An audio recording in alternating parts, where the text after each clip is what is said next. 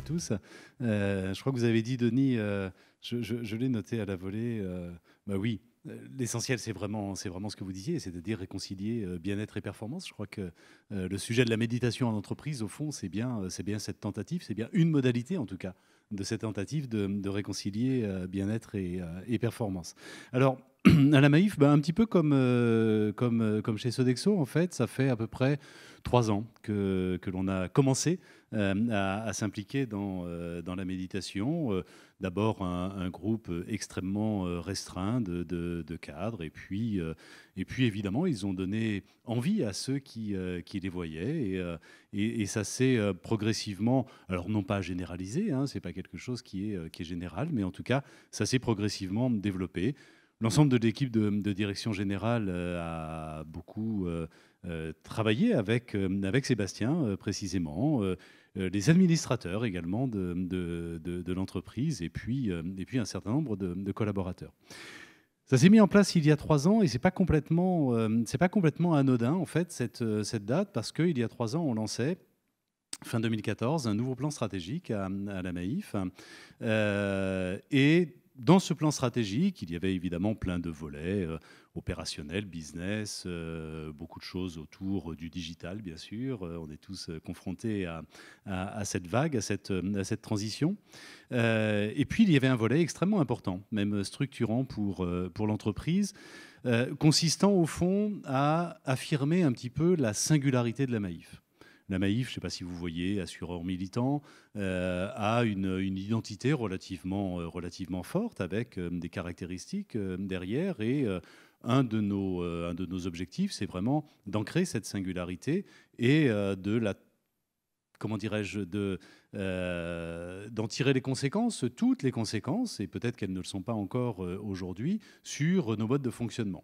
Un des volets de cette singularité, c'est précisément d'avoir engagé ce que l'on appelle chez nous, d'autres termes sont utilisés ailleurs, un management par la confiance ou un management par l'envie. L'idée très simple étant de dire, bah, au fond, à la fois créons du bien-être, et en effet permettons à nos collaborateurs de s'épanouir dans leur travail, et en même temps, d'évidence, augmentons la performance de l'entreprise, augmentons leurs initiatives, augmentons leur capacité d'innovation, de proposition, leur efficacité, etc. Parce que se sentant mieux dans l'entreprise, évidemment que leur motivation et donc leur engagement sera modifié. Et au lieu d'essayer de faire en sorte que cette équipe de 7000 personnes travaille, au lieu de faire que cette équipe travaille par la contrainte finalement, ou éventuellement par l'espoir de la récompense, faisons en sorte que chacun travaille plutôt par envie, parce qu'il est capable de donner du sens à son action, du sens à ce qu'il fait, et qu'il est porté par ce sens, et qu'il a effectivement, par cette compréhension, envie d'aller plus loin. Et on voit bien que il y a une relation, je vais essayer d'en expliquer quelques tenants, il y a une relation évidente entre la méditation, une capacité à, comme tu le disais bien, Sébastien, à rentrer plus profondément en soi, à aller chercher des valeurs beaucoup plus profondes. Et puis ce mouvement, cette volonté en tout cas, d'avoir un management beaucoup plus coopératif, beaucoup plus collaboratif, reposant une culture d'entreprise reposant beaucoup moins sur la compétition, la confrontation, l'individualisme, ou même le combat entre les individus. Alors, qu'a apporté concrètement la méditation dans ce cadre? Moi, je distinguerais deux choses. C'est peut-être un peu artificiel, mais en tout cas, je distinguerais deux choses. C'est à la fois ce que peut apporter la méditation à titre individuel, en qualité, en l'occurrence, de directeur général de la Maïf, en tout cas dans un environnement professionnel, et puis ce qu'a apporté cette méditation de manière plus globale à l'entreprise dans son ensemble. À titre individuel, moi, je distinguerais au moins quatre points. D'abord, et ça a été vraiment une très grande surprise pour moi, et clairement, c'est Sébastien qui me l'a appris. Je me suis rendu compte au fur et à mesure de la pratique de la méditation, qu'en réalité, la méditation aidait, j'allais dire, à prendre les bonnes décisions. Ça veut dire quoi? Ça veut dire que la méditation, en nous aidant à à être plus distancié par rapport au sujet que l'on aborde, par rapport aux questions qui se posent à nous, aux problèmes que l'on a à résoudre quotidiennement, en prenant de la hauteur et surtout en permettant d'aller effectivement rechercher pas seulement un raisonnement pour résoudre une équation, résoudre un problème ou répondre à une question, mais au-delà du simple raisonnement, en allant chercher des choses beaucoup plus profondes de l'ordre des valeurs, de l'ordre de son éthique personnelle, de cette nature-là, et de l'ordre finalement de choses que l'on n'exprime pas très souvent, mais qui sont beaucoup plus fondamentales. Bien, en réalité, on arrivait à avoir une conscience beaucoup plus nette, beaucoup plus claire des solutions qu'il faut mettre en œuvre. Moi, je me souviens d'un échange avec Raphaël Antoven sur la question de la morale. Et Raphaël Antoven disait, et je trouve qu'il y a une très très grande similitude entre la méditation et sa définition de la morale, il disait quelque chose à la fois très simple et finalement relativement profond. Il disait, au fond, la morale, c'est ce qui reste, ce à quoi on se réfère lorsque l'on ne sait pas quelle réponse apporter à une question, à un problème, lorsque l'on ne sait pas quelle décision prendre. C'est-à-dire que l'on va chercher de manière beaucoup plus profonde une sorte de sens un peu fondamental du bon et du moins bon, du bien et du moins bien, du juste et du non juste. Et c'est en se référant à ça, je crois, qu'on prend les bonnes décisions. C'est finalement l'histoire éternelle, j'allais dire, d'Antigone et de Créon. Antigone considérant que les lois de la cité qui lui interdisent d'offrir une sépulture à son frère mort sous les remparts de la cité, ces lois de la cité sont évidemment, comment dirais-je, ne pèsent pas très lourd par rapport à des lois naturelles beaucoup plus fondamentales qui dictent à Antigone de braver l'autorité de Créon et d'aller enterrer son frère. Je crois que c'est quelque chose de cette nature et vraiment la pratique très concrète de la méditation donne accès, je crois, à ça. La méditation ensuite, de manière très nette, permet aussi d'améliorer tout simplement son rapport à l'autre. Améliorer son rapport à l'autre parce qu'elle permet de développer une posture beaucoup plus d'accueil, d'inclusion, vous disiez, comment dirais-je, une posture beaucoup plus ouverte. La méditation permet aussi autre chose dont jamais aucun dirigeant, qu'il soit d'entreprise, politique ou autre, ne parle, et qui pourtant est un sujet fondamental, à mon avis, à la fois dans les relations entre les personnes, mais aussi dans la direction d'une entreprise, tout simplement, permet finalement de contenir son ego en réalité. Moi, je suis convaincu que, c'est une parenthèse, mais je suis convaincu que l'ego des dirigeants est un des risques les plus importants pour les entreprises en réalité. Et la méditation, en permettant de travailler sur soi, en relativisant sa place et surtout en ayant cette posture d'accueil à l'autre, permet, je crois, de faire ça, permet aussi de ne pas parler, de ne pas s'exprimer qu'avec la tête, mais permet de s'exprimer soit avec le cœur, soit véritablement avec, pardon pour le mot, mais avec les tripes finalement, et avec ce que l'on a au plus profond de soi-même. Le troisième apport de la méditation, en tout cas pour ce qui me concerne, c'est finalement, j'allais dire, la pertinence de la vision. C'est un petit peu comme lorsque l'on essaye de regarder les étoiles. Si on est gêné par la pollution lumineuse au milieu de la ville, on distingue très peu d'étoiles. Je ne sais pas si certains d'entre vous, sans doute, ont fait l'expérience de voir une nuit étoilée depuis le désert. C'est un spectacle absolument extraordinaire. Mais c'est quelque chose d'incroyable, d'incomparable.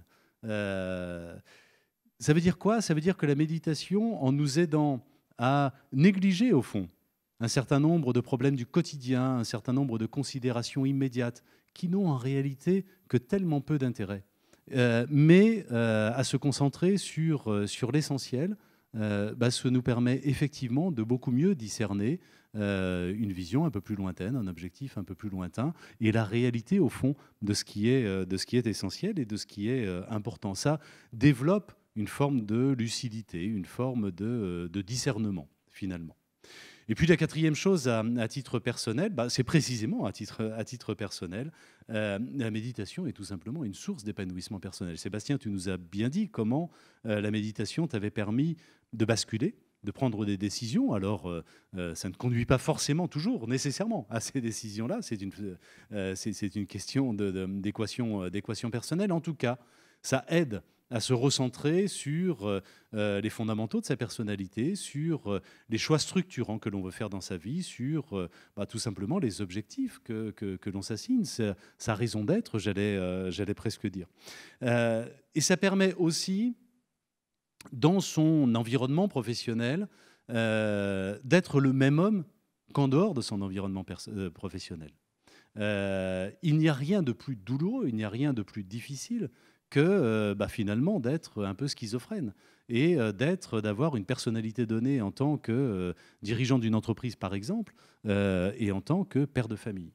Moi, la méditation m'a aidé, je ne sais pas si je suis au bout du processus, mais la méditation m'a d'évidence aidé à être le même père de famille et le même directeur général de mon entreprise. Et ça n'a absolument pas de prix d'avoir cette verticalité, cet alignement, cette forme de tranquillité d'esprit que cet alignement finalement nous donne.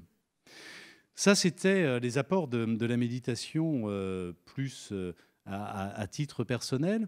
Et puis peut-être quelques mots quand même sur ce qu'apporte la méditation de manière plus collective dans l'entreprise, dans un contexte particulier, vous l'avez compris, dans lequel il y a un travail très important sur la culture de l'entreprise, sur les comportements, sur la manière d'être, et sur le développement de ce que j'appelais tout à l'heure le management par la confiance.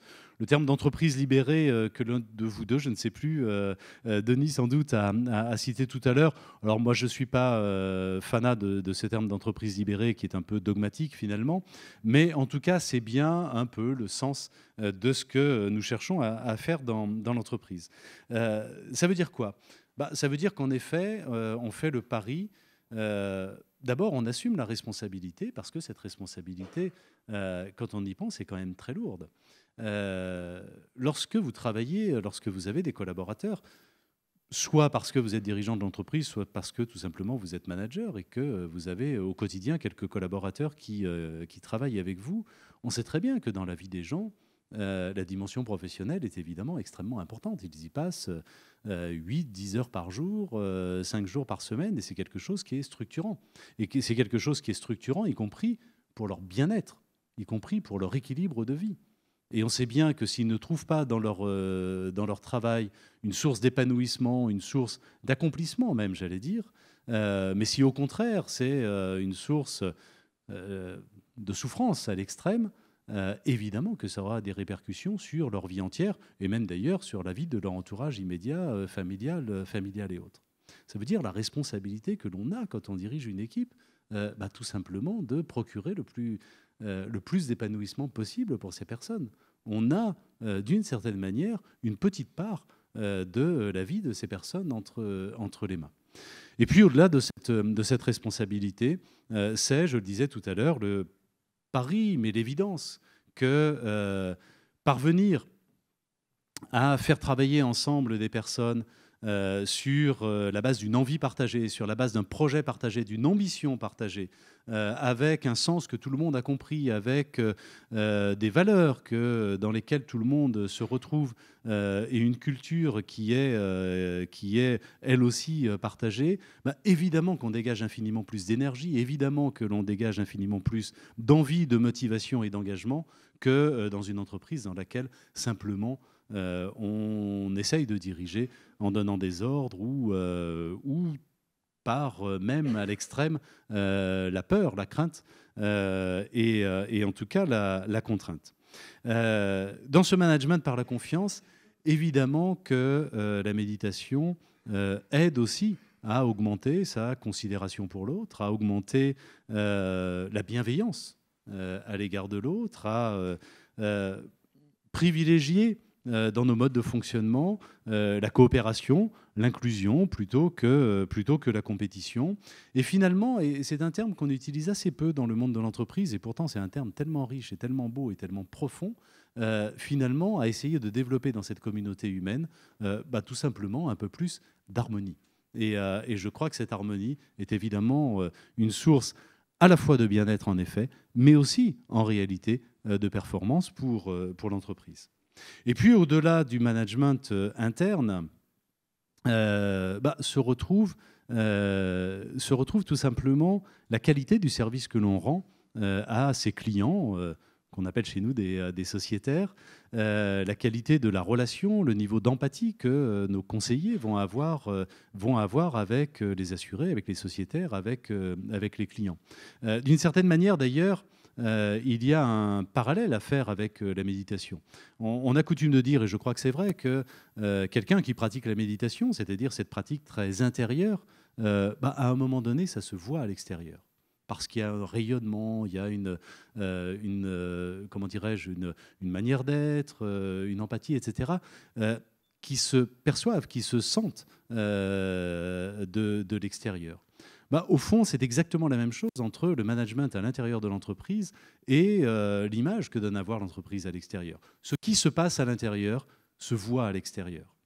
Et si on veut avoir une qualité de relation avec ses clients, si on veut avoir une image en effet positive, si on veut générer un niveau de satisfaction élevé chez ses clients, alors oui, ça passe d'abord par des évolutions culturelles de cette nature à l'intérieur de l'entreprise. On me fait signe qu'il faut conclure. Je conclus donc très rapidement, finalement en disant que l'important dans tout cela, à la fois dans la conduite de l'entreprise et dans la méditation, l'important dans tout cela, c'est le point commun entre les deux. Finalement, c'est la posture, c'est la manière d'être, c'est la manière d'être aux autres et d'être au monde.